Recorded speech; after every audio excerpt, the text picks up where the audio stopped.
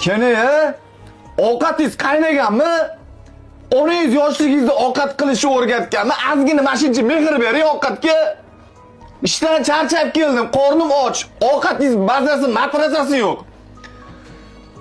Allohu akbar, men ketdim ovqat yeb kelaman ko'chada. Menga qarang, shu kerakmi sizga? Ya sizga gapiryapman. Shu kerakmi sizga? Men sizga har doim aytaman, "Hey, mehr berib normalniy ovqat qiling" deb. Bu nimasi? Shuncha paytdan beri chidayman. Qo'y telefonni san ham. Oyijon, bolalar ichishyapti-yu. Gapirmang, ichadi-da bolalaringiz. Mani bolam ichmaydi. Xo'p, bo'ladi. Menga yoqmayapti. Uzr oyijon. Shuncha paytdan beri chidab kelayotgandim. Oy, sira yoqmadim shularga. Ishdan charchab kelib doim gap eshitaman. Oy, bu hali shuncha daftarlarimni tekshirishim kerak, baho qo'yishim kerak.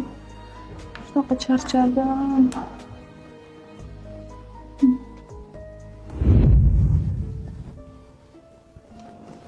Voy, assalomu alaykum adasi. Qachon keldingiz?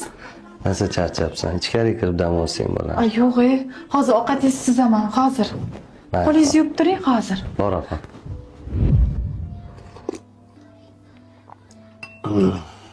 Baraka top onasi. Ovqating biram shirin chiqibdi. Sen dunyodagi eng zo'r ovqat pishiradigan ayolsan. Boringga shukr.